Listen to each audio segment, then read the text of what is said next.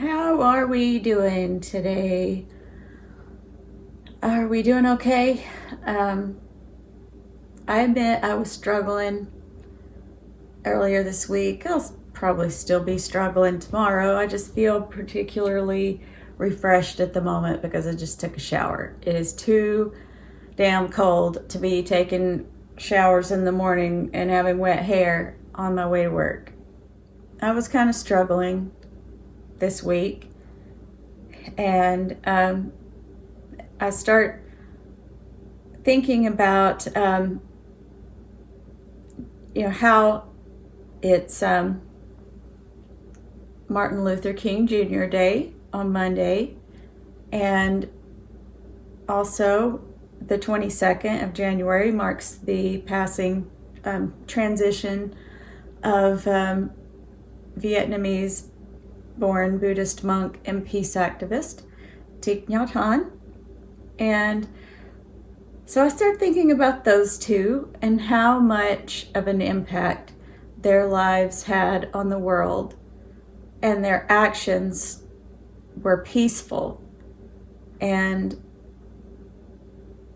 that's such an inspiration to me because I struggle to be peaceful internally sometimes. And there's so much that's outside of my control, and I feel rather helpless, and so that causes big emotions sometimes. And even if it does take 3 months to catch up to me.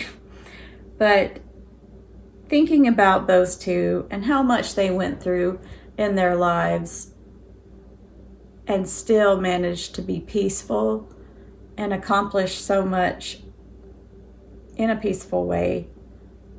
And that really, inspired me to be very introspective this week. And so also last week, I believe it was, Radish Raven posted a video where she was reading the autism handbook, but she was reading a chapter on CBT, and she mentioned that as an alternative, ACT, acceptance and commitment therapy, might be a better alternative for autistic people, like to help us stay in the present and focus on the present.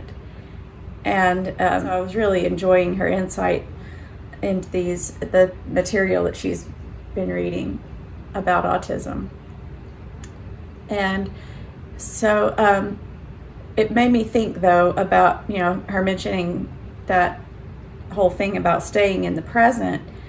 It reminded me that when I incorporate a mindfulness practice into my daily, or it doesn't even have to be daily, like into my routine, it can be flexible, but into a somewhat regular routine, I tend to feel more regulated and just level. So I started watching the Plum Village videos again, because I go through those. I go through phases where when I think I need a little mindfulness, I need to come back to the present, or if I need to, if I have big emotions that I need to manage, a lot of times I go back to that, the teachings of Thich Nhat Hanh. And this book, The Heart of Understanding, I bought that in 1999 as part of the curriculum for my Buddhism class that I signed up for and dropped. But I read the books, but this is the only one that I kept. And it's only like 50-something pages long, so I've read it several times. It just helps me kind of think about things in a more, universal way, instead of focusing on myself, I guess.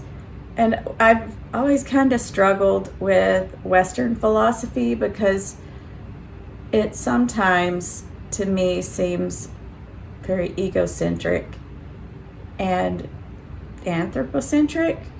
And I just think that sometimes I come back to Eastern philosophy because it is slightly more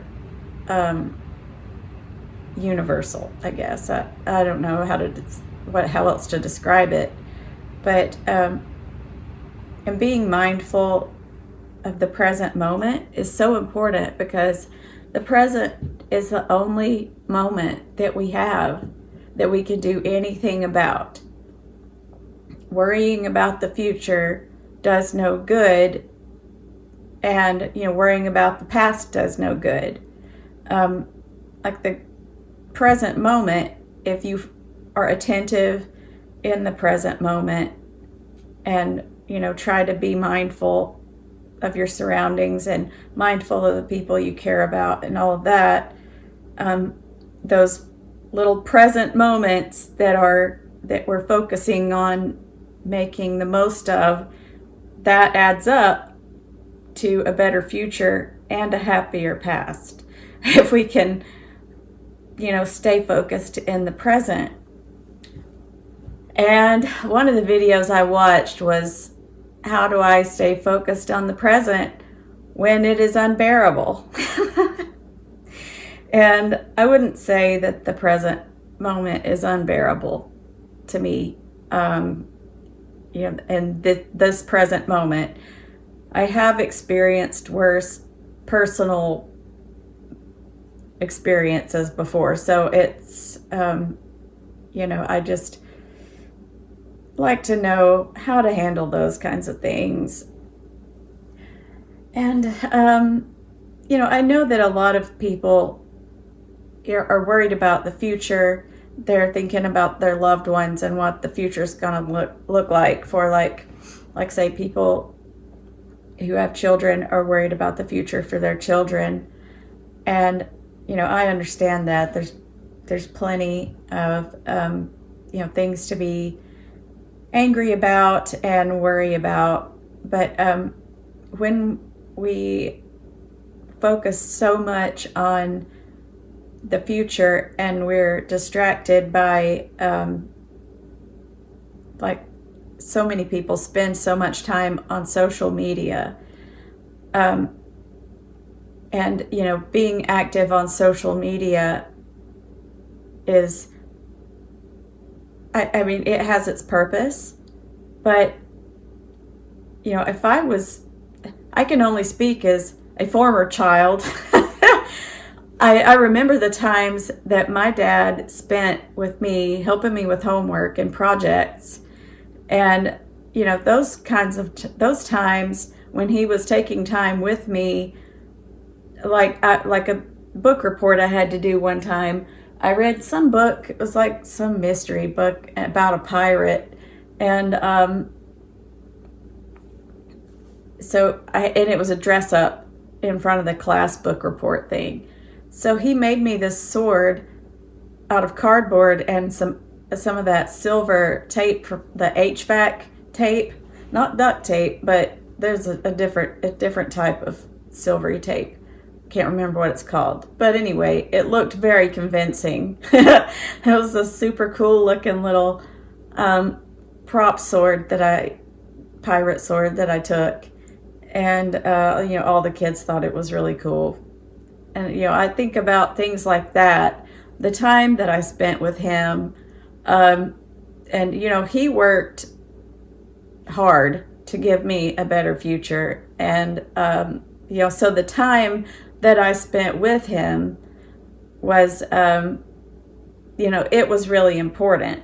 I remember him getting angry at Ronald Reagan and yelling about him, but mostly all I remember is just like, ugh, I wish he'd stop yelling, that kind of thing. But so I realize, my dad was a big Democrat, and I'm glad that he found some of those things that were happening to be distasteful, disagreeable, and that he voted his conscience and, did something, what he thought he needed to do. But, as far as my life goes, the work that he did and, the personal involvement in my life is what really made a difference, politics aside. So, and, that's probably where I get my views from, is him. So staying focused in the present, coming back to the present, yeah, that's important. And sometimes I'm just like, I feel almost hypocritical, or do feel hypocritical, because I feel angry inside, so I turn to Buddhism.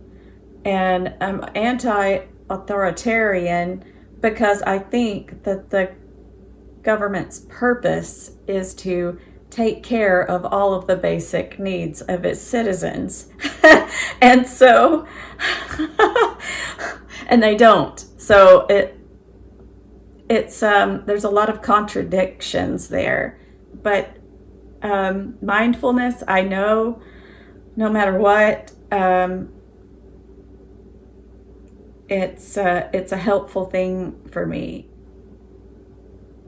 I just hadn't been doing really well over the weekend, and I hadn't felt very talkative all week. And so just being quiet and listening to these videos, it made me feel so much better. And, it made me laugh at times because some of the monks have a really funny sense of humor and tell funny stories. Like, for example, one was talking about how at the monastery, they had a dog named Peanut, and one day Peanut started barking during meditation, and they said Peanut was really just barking, and finally one of the monks had enough and got up. I was like, why does that dog keep barking? And got up to see what it was about, and then he screams, fire! And he said everyone was just up and panicking and running out of the hall and grabbing shoes. And he said that he looks, somebody says, where's Tai? And that is Thich Nhat Hanh. And he said he looked back into the building, and there he was, slowly, just like he was, just like floating through his movements, mindfully getting up to walk out of the building. And then he gets to the door, and his shoes are gone. Somebody had grabbed his shoes.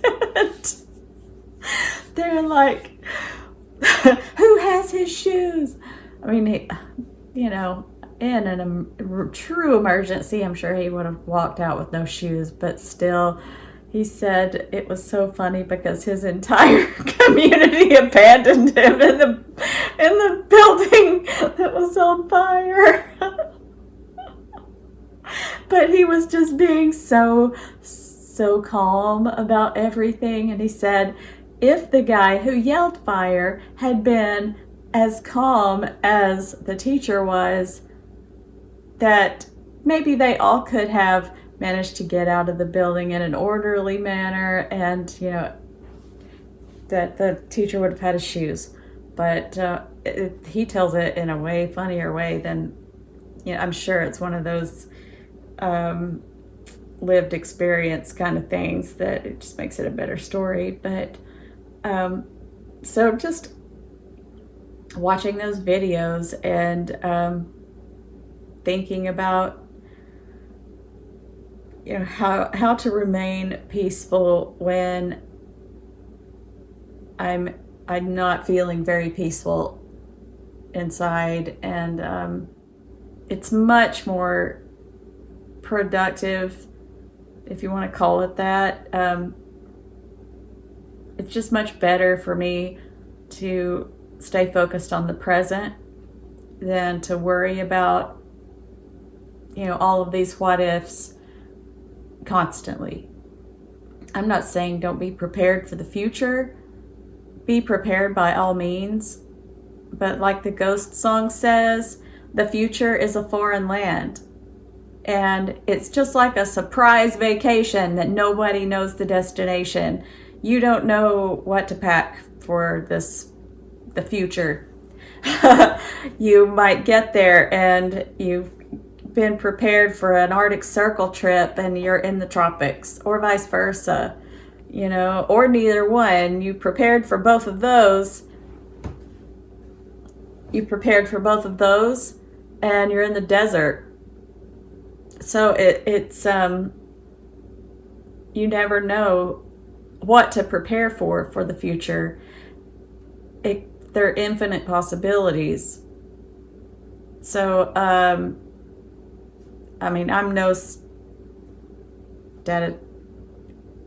not a statistics person. Like that word just escaped me at that moment. But I would imagine that the possibilities are pretty endless as far as future possibilities. So all we can do is stay in the present, and lots of good present moments can make a better future. And when we get to that future, we can look back at the past and say our past was better because we focused on present moments. So that seems to make a lot of sense to me. And, accepting myself, and whenever I'm having any kind of struggles, just accepting that everybody struggles, and not beating myself up about it, that also helps. So that's what I'm working on. Always a work in progress, so we'll see how it all turns out.